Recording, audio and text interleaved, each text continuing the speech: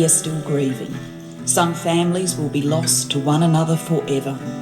To those of you who face the difficulties of reconnecting with family and establishing ongoing relationships, we say sorry.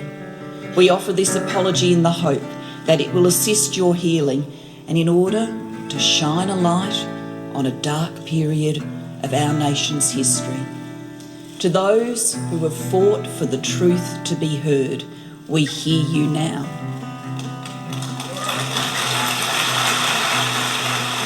You're listening to Adopt Perspective podcast, a podcast for anyone affected by adoption.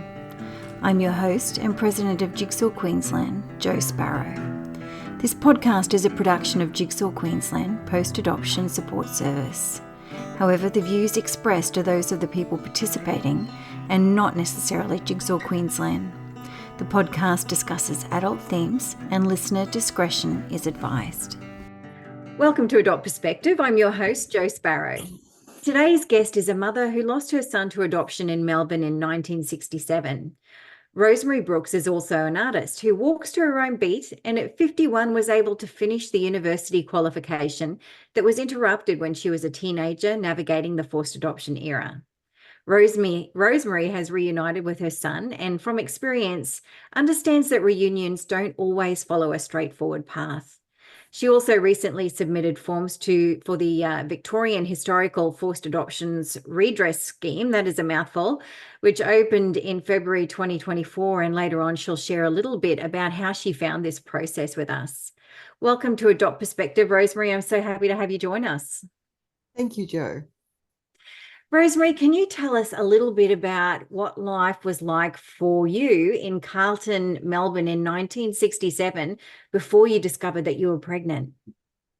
Well, I was in first year at art school and I was just loving it and just seeing, around the outsides of the Melbourne art scene in the 1960s was pretty extraordinary.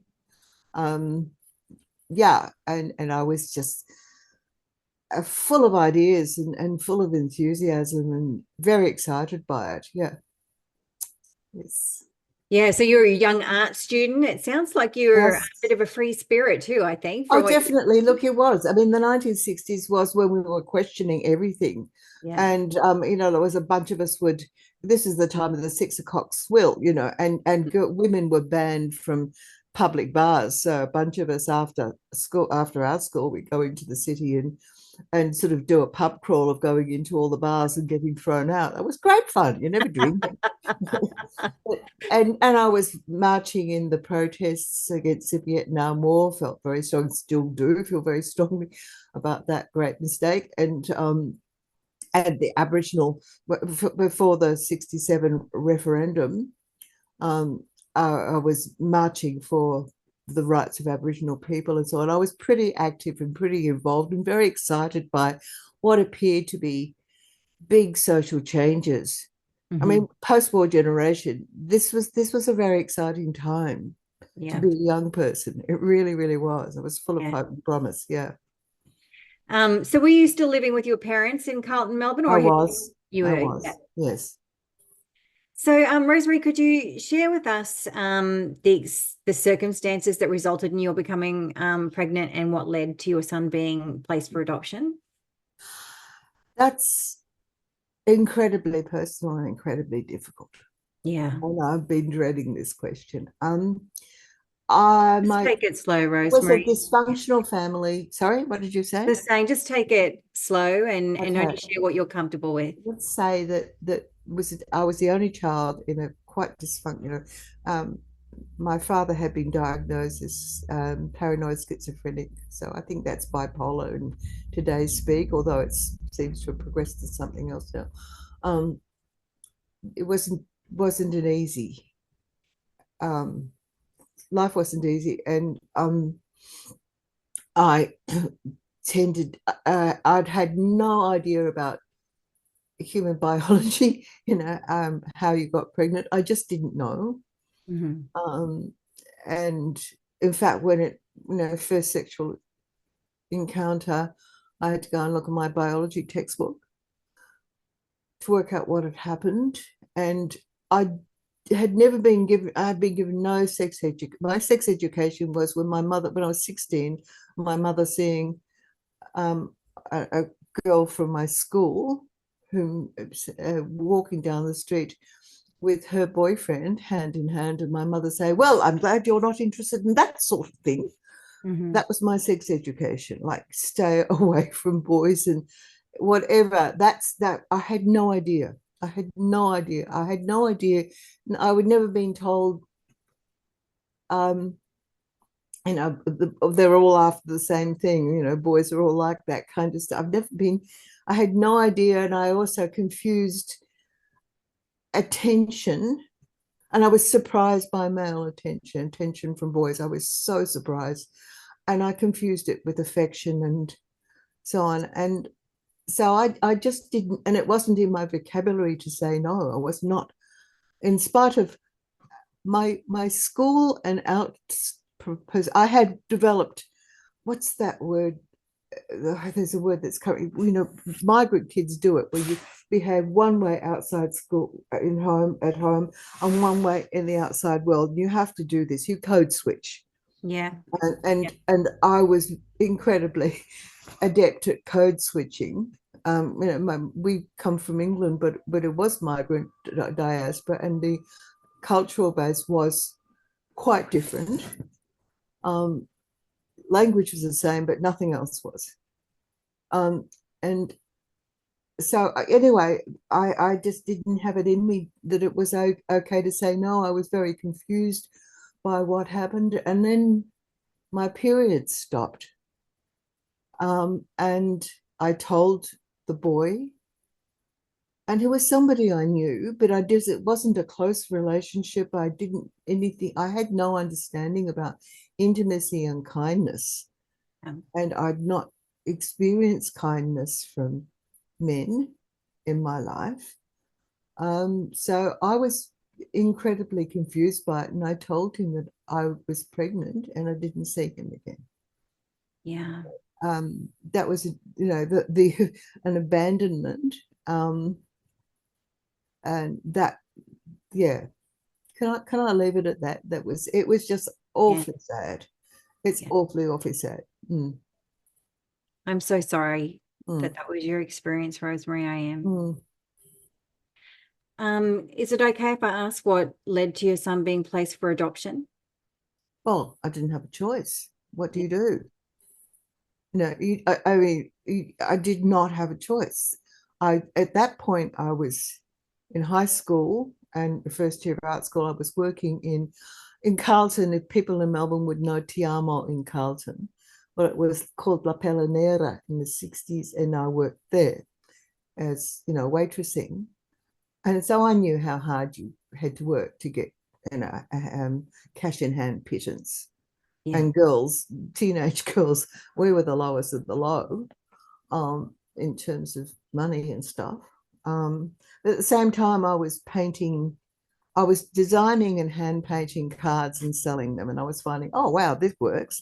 And being at art school, I just discovered screen printing and lino cuts, and it's like, oh wow, like there's this world. I just saw enormous possibilities, and I was excited by it. So, sorry, what was the question? Where am I going with this? It was just what led your son to being placed for adoption. Oh, yes. Well, so that was finances, financial stability and possibility. How could I possibly support my son and myself? I did not have family support. Yeah. I didn't have any family support. There was nowhere to go. I did look at it. I looked at the possibilities of being able to, how can I support myself? Well, you couldn't go and get a lease if you're a 19-year-old girl. I mean, you couldn't sign documents. Women couldn't open a bank account.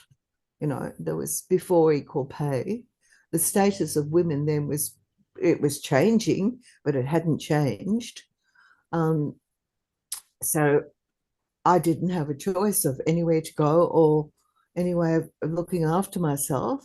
And I'm being told that it was the best for the child. You have to think about the child, and that was going to be best for the child. The other funny thing was, like, the shame of being a bastard, of being born out of wedlock, and so on. You wouldn't want to do that. In fact, that was seen to be more important than not being able to support them financially or physically in any way. Funnily enough, that shame, the prospect of that seemed to be more important. Thank It you for really sharing was. that. Thank you. I know that was very painful. Thank you. Yeah, so it was presented to me and as far as my parents were concerned, it was like there was nothing else. Yeah, my father did attempt to get a portion for me, but by that time it was way too late. And of course, abortion was illegal then. Yeah, just there was no choice. Yeah. There was just no choice. Must have been a very frightening time for you. How was I going to be able to do it without any support from anywhere? I didn't have strong friendship networks. My parents were very socially isolated.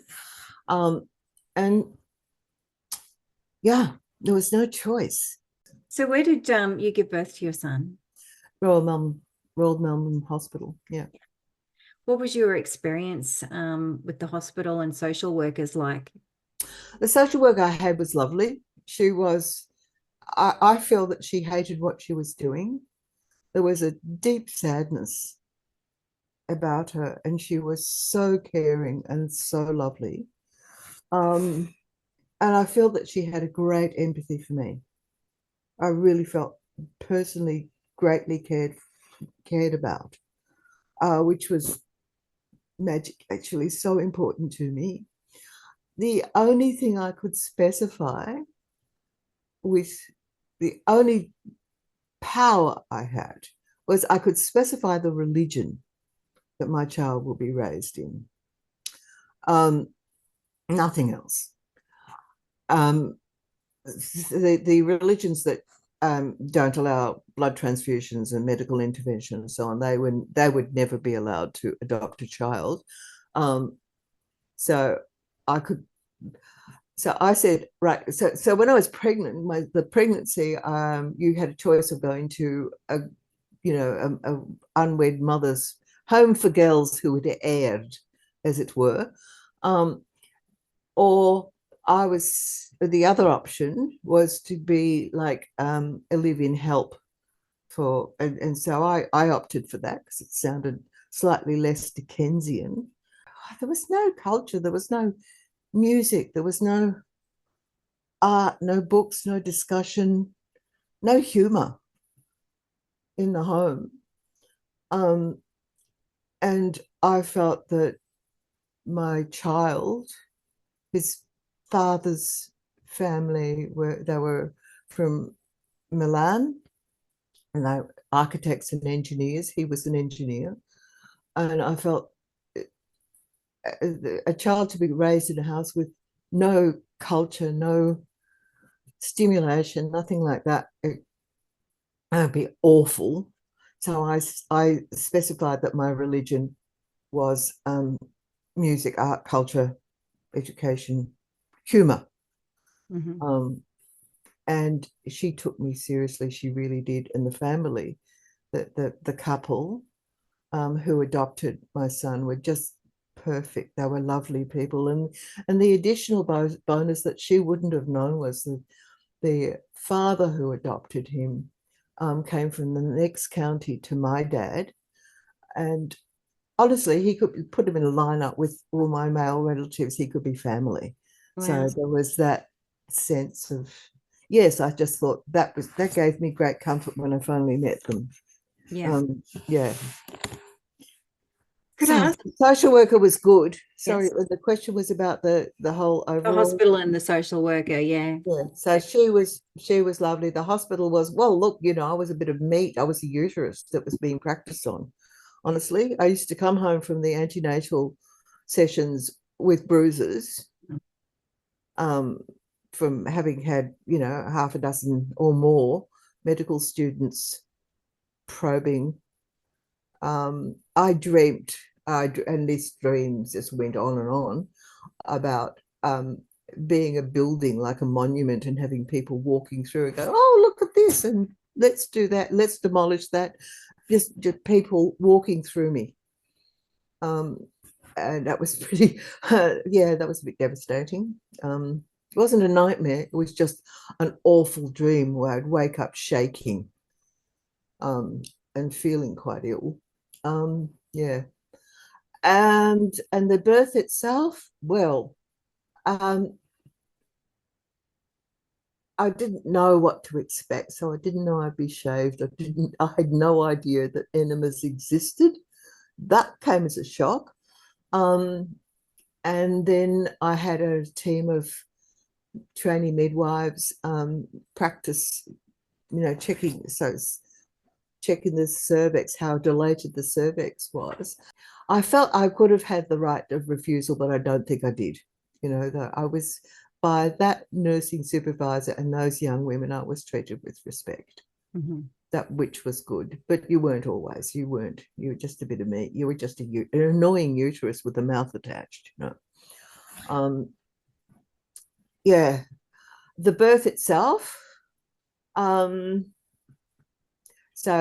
at that night, the night when I went in with contractions, a bunch of young trainee midwives did the rounds and were checking the vitals and all that, your heart rate and everything. And one said, "Oh, this one's." I thought she said literate or something. It was like, what? And anyway, after they'd done their rounds, they all came back and sat around my bed, and they were like somebody their age who'd gone through pregnancy and was about to go through birth, and I hadn't a clue. And they told me what to expect, what was happening in my body, and what they knew. And that was the first time I had any understanding at all of what was going to happen to me, and how to manage it, what to expect. And that was fantastic. And there was one young woman from Samoa, and her mum had been a midwife, and she'd been attending births all her life with her mum. And she just gave me so much confidence. She was just so lovely. And basically, you're young, you're strong, you're healthy. This is going to be brilliant. This is going to be one of the best things in your life. Just go for it, enjoy it, kind of thing. And honestly, I'd love to give that woman a hug. The birth proceeded, and it was a fabulous birth. It was just, it was exactly what you want a birth to be. It was just wonderful and joyous and fantastic. And there I was with my baby. And they had been told that I was allowed to see him, and then take him away, but I wasn't allowed to hold him. But they did let me hold him, and then they were doing whatever they do post birth and so on, and I was allowed to hold him. After the afterbirth had been delivered, I was allowed. They left him with me for about 20 minutes. Which was, and that was a kindness. It really was a kindness.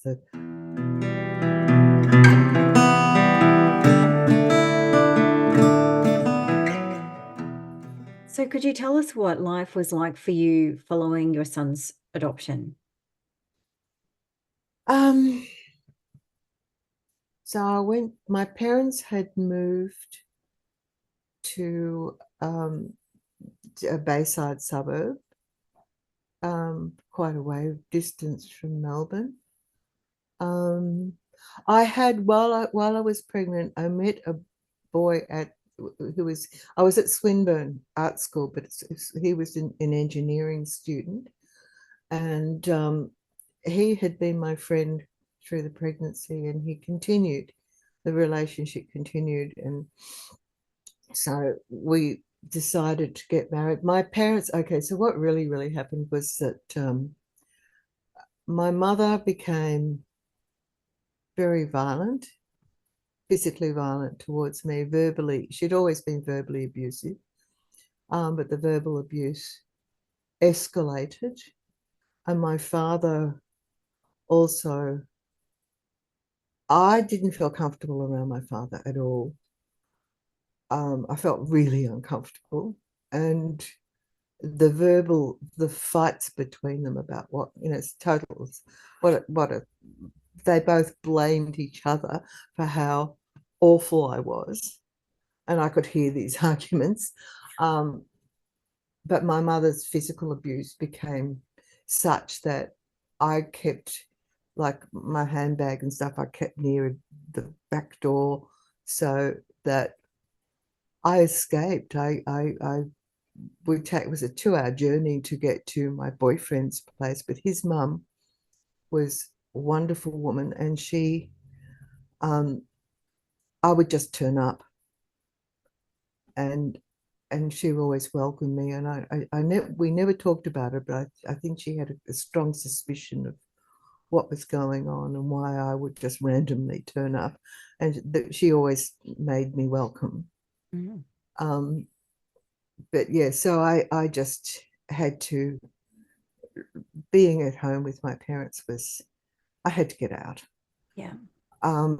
And you couldn't sign leases and stuff like that. What was I going to do? I did explore various possibilities, but nothing looked safe or possible, really. I got a job. I was a textile design for a screen printing place. How much did I get? I got paid, I think it was $21.30 a week. And Wow. when the following year, when I got married, we were paying $16 a week for a 1-bedroom flat in St Kilda. So, like, how realistic is it for a young woman to support herself? Just me, not even thinking about a child. It was pretty grim if you didn't have support, actually, in those days. So yeah, I just got, like, we got married at the end of the year, 9 months after he was born, and 3 weeks after my 20th birthday. I got married. I didn't want to get married. I wasn't sure about this man. His mother was brilliant, and continued to be absolute rock. She was a wonderful woman. But I did not want to marry. I wasn't ready. And I wasn't sure about him. But that seemed like the best possibility. Yeah. Do you think it was like an escape from what was happening at home? Yes, it was. It was the only safe thing that I could think of. Yeah. And also, like, whereas before I was so full of promise and hope, and as I said, there's a code switching that you do. At home, I was terribly meek, but out in the world, I thought, yes, I can do this. There's a place for me. The old ways have gone. I'm young. We're powerful. We can conquer the world. We can do anything.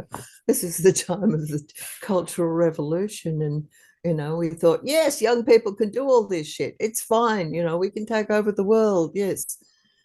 Didn't quite work out that way, did it? Yeah. So you went on to have 3 more children. Yes. I'm just wondering if there are any impacts on how you mothered your other children from your adoption, do you think? You'd have to ask them, I think. Yeah. I did used to have these dreams after my daughter, my oldest, was born. I kept having these dreams of finding another room in the house, and there was a baby in it, in a cot, that I'd forgotten about. Oh, wow. I'd forgotten about the room, and then I'd forgotten about the baby, or I go outside, and there under a tree in a pram was a baby that I'd forgotten about and been there for days. I had a lot of those dreams, particularly with my daughter and also subsequent sons. But yeah, that. I actually mentioned that to my daughter the other day, and she she was like, oh, wow, that's a question. And we didn't get any further with it. But I think the fact that I really had all that sense of promise and power and invincibility that young people have, that just knocked out of me. I was like, I was an opportunist, maintaining the don't rock the boat on the outside and constantly looking for whatever opportunities I had, finding a way, but I didn't have my courage and my sense of empowerment. No, Yeah. no, Did you gone. tell your family about your son? Oh gosh, yes, yes, yes, yes. Well, my husband knew, and I was not allowed to speak of it, not allowed to mention it at all. So when my son's first birthday, and my husband worked in television, and he was on a night shift, and he didn't even know that that was the date, because he hadn't remembered the date, and that was a particularly agonizing day. But my children, yes, my children always knew that they had a half brother somewhere. I always marked his birthday as in I'd make something special and make a nice dessert, and we'd have candles on the table and stuff. But I never said why. Yeah. And I never told my children why, because they'd tell their dad, and that could be, Create a problem. it would have been difficult, unpleasant. So I never did.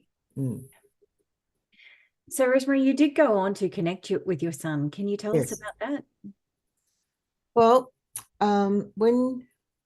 when they changed the laws that allowed the adopted person to find their parents if they wished, I contacted the women's hospital and told them where I was, and wrote a letter that outlined my life and my kids, and with contact information. And every time I moved or anything changed, I updated that to the same address.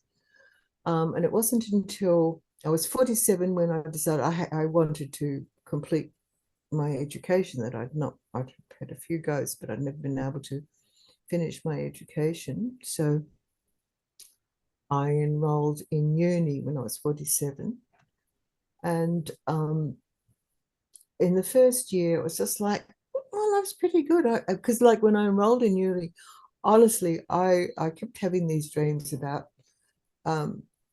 I just honestly thought that I was going humiliating myself, because I was actually, because as everybody knows, I was the most stupid person on the planet. I was too stupid to breathe, according to my father.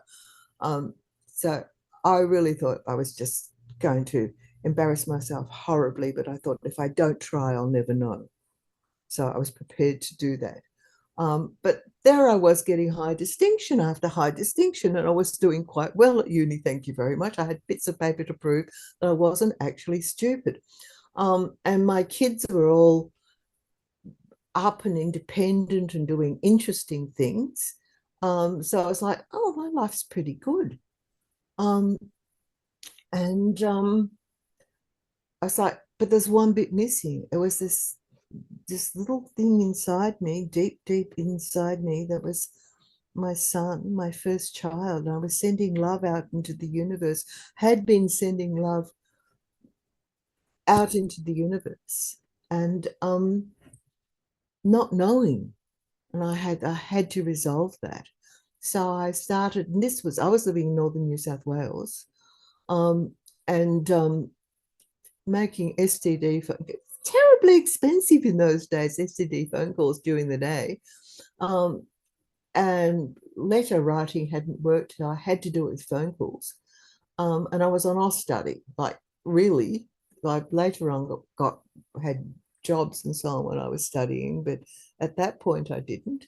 But I was making phone calls and trying to find the departments. Well, it was a bit like, the Douglas Adams, the hyperspace the Vogon hyperspace bypass thing. The plans for it were in the cellar behind the door that said "Beware of the tiger." Well, it was a bit like that. Yeah. And the departments had changed and moved and morphed, and records have been mixed up and lost, and boxes have been, it was just chaos. Well, finally, I kept phoning and getting absolutely nowhere, but I wasn't giving up. And then finally, there was a woman who seemed to just take it seriously and actually did hunt and search and found a connection and found an address where my son had lived and sent a letter, and it was purely serendipitous miracle that somebody at the house was visiting somebody who knew somebody. It was this completely weird, mad, you'd never make it up kind of connection. Managed to get a message to him, and he was by then married, and he had a little girl. And when that came, and his wife, who was also adopted, said, right, well, let's get this out of the way, let this done with. So I went down to Melbourne in the summer and organized to meet him. And she was like, let's get this out of the way. And she dominated, and she kept referring to women whose children were stolen as abandoning mothers. And that didn't help. That really didn't help. She made that very clear from the start. First thing, before anybody said anything, she just said, abandoning mothers. He looked like his father, or so much of his mannerisms and so on were like his father. So that was a huge, huge shock for me. It rocked me. He could have been his father. It was a few years older than his father had been, but that was deeply shocking, and I couldn't let that show. I could not allow that to show. I really had to push that aside, because he's not his father. He is himself, and he's my son. But it was sort of awkward and some connection. He wasn't comfortable, but anyway, finally he separated from his wife. They separated. So there was some connection between him and me, and he got to know his half siblings. And my kids were wonderful. They really did welcome him, include him in the family. He didn't always behave well. He drank too much. And then over the years, attempts, a couple of years, I think it was, they really did try. As looking at it, thinking, well, it's been difficult for him, and for him to fit in, to work out where he is. And they really did try. And because my working life started to go, once I graduated, I was working overseas a bit. So while I was overseas, they were maintaining contact, but it was not always easy. And then he started posting really unpleasant things about my youngest son on Facebook, which is like, right, that was it. I think everybody just thought, okay, well, let's just leave some space there. And we didn't hear from him. And then when I've been back in Australia, I was in touch, but there were lots of the whole years where there was no contact. And I mean, I was contacting for a long time, actually. And my chronological thing is all mixed up, and I do find it very distressing, the whole thing. But there were a couple of years where I was shortly, it doesn't matter when, where I was emailing like every couple of weeks. The phone number I had clearly didn't work, so all I had was an email address, but I didn't get any response, absolutely nothing at all. And when I did when I was in Australia and was in touch, he was very, very brusque, and it's like, okay, whatever you want, kind of indifferent. And then out of the blue, when I was back and living and working here in Melbourne, I got an email saying how he was terribly ill, and he'd had a lot of medical issues, which no medical history in my family matching his issues. So I remember I had and continue to try and say, find your father. Let's try and find your father. Let's find out what your medical history is, because that's seriously important. That's something that never got mentioned about.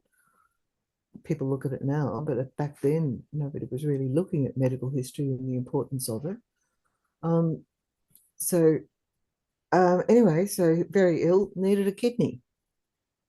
And I was like, okay, so I've got this email that's laying out a pretty dire situation and that he needs a kidney. What am I going to do with this? And I thought, well, maybe I'll get a follow-up email or something like that. I didn't respond to it because I wasn't sure how. And then the next email, especially this was after several years of nothing, having no absolute silence and not having any means of contacting him. I didn't have an address or an email that I knew was going to work. And then I got another email saying that he was going to have the kidney transplant and that his adopted father was a suitable donor. And I found and that where they were going to be and so on. So I went to visit him in hospital every day. It was a bit of a hike from northern suburbs across to Monash Medical at that time of day. Was just horrendous. Anyway, I did that. And then I went across one day and he left. He'd been discharged, but I didn't know, he hadn't let me know, which hurt a bit.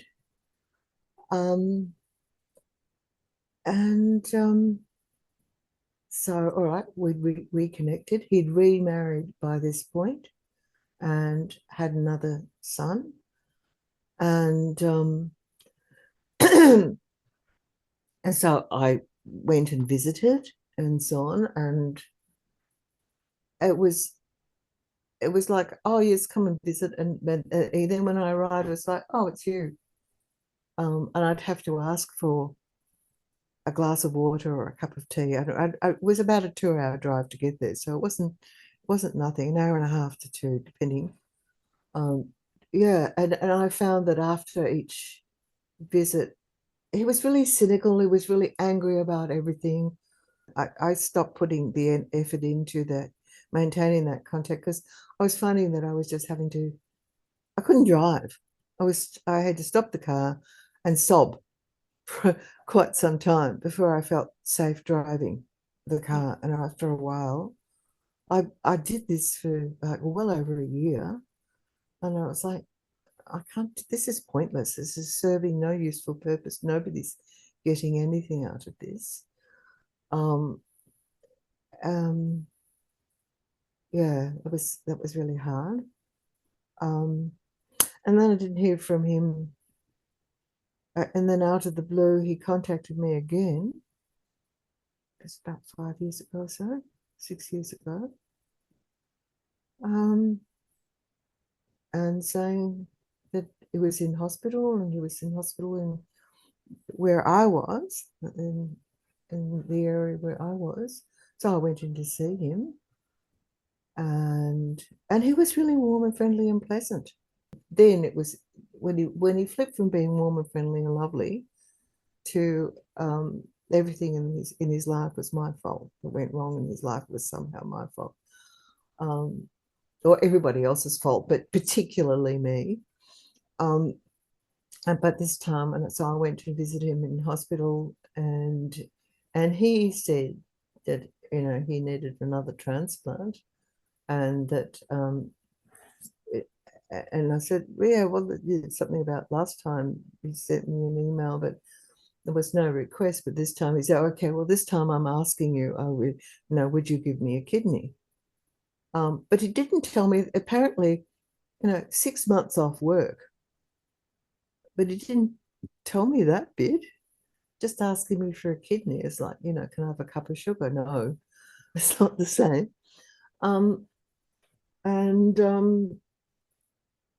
So I contacted Monash Medical Centre to find out about what's involved. And they said that because of my age, I was late 60s. I wasn't, they wouldn't do it.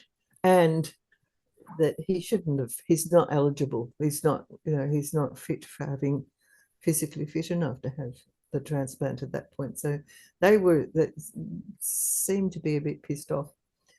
And I told him that, no, I can't, they won't do it. And so that's not going to happen.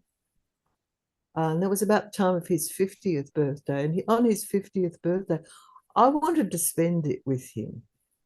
And he was in hospital, and I wanted to go into hospital with him, take away, get a nice meal, and he didn't want me there. And it didn't occur to him that maybe his 50th birthday meant something to me as well. I don't think, no, I know it did not occur to him. He just didn't want me there. And then after that, I didn't hear from him again until about a month and a half or a couple of months ago. And this time I'm thinking the only time he's actually contacted me and been pleasant has been when he's wanted a kidney, and he knows he's not going to get me one from me now because I'm way too old. So what does he want? And isn't that awful to feel, for that to be the first cynical thought? I think it's a bit sad, but nonetheless, I've made contact. I actually had COVID when he contacted me, and I've had sort of semi-long COVID. I keep being hit by it, so I'm a bit limited in what I can and willing to do right now, and I'm not going to put myself in the way of anything that's going to be seriously emotionally draining. Because I just find that it's the brain fog thing, and anything that's emotionally distressing can really exacerbate that.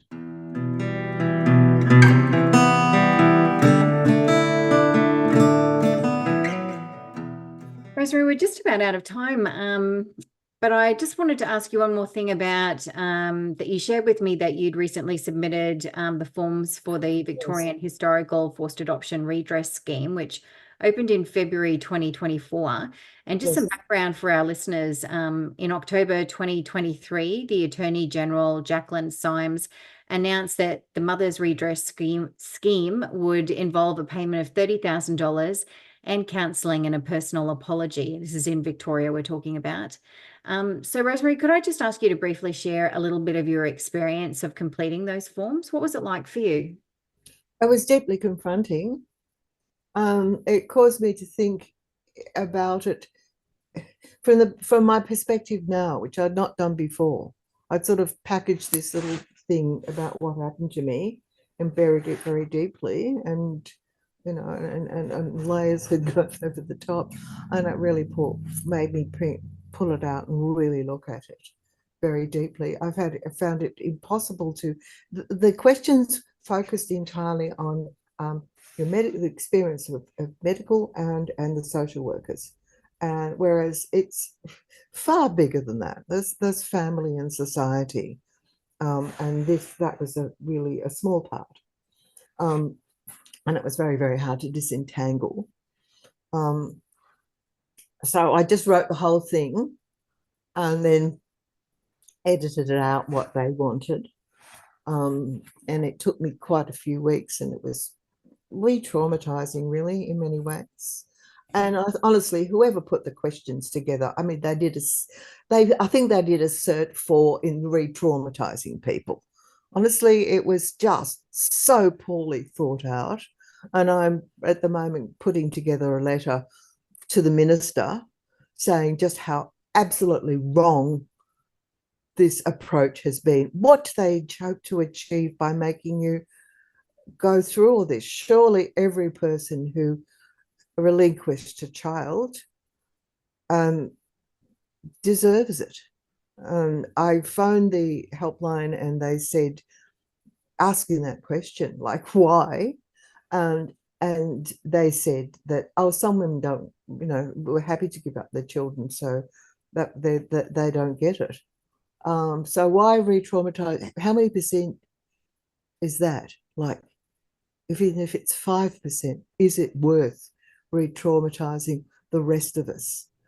Because I'm not the only one, I'm sure, I know, because when I phoned the helpline, and I've done it a couple of times with questions, I've been told that no, it's everybody. They've got people, good people on the other ends of the phones who are trying awfully hard to deal with this incredible pain and trauma that we are experiencing.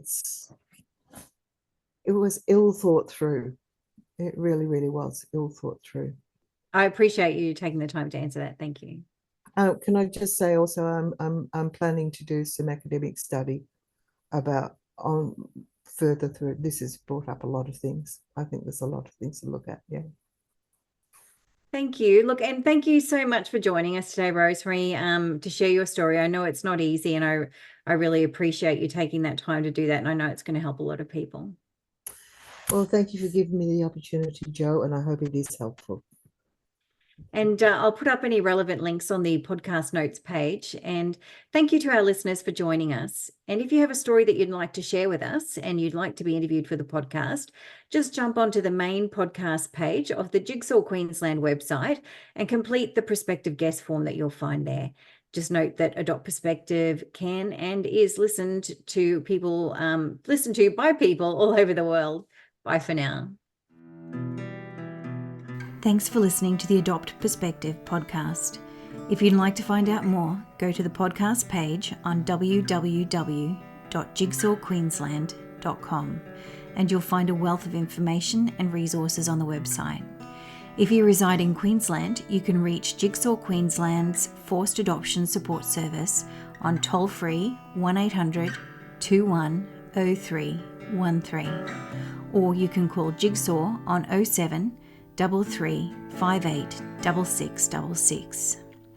If you live in another state of Australia, you can still call the Forced Adoption Support Service number and your call will be answered by the Forced Adoption Support Service in the state that you're calling from. In every other state, Relationships Australia operates this service. A big thank you to Matt Sparrow for composing and recording our original theme music. Until next time, I'm Jo Sparrow saying farewell from Adopt Perspective, a podcast for anyone affected by adoption.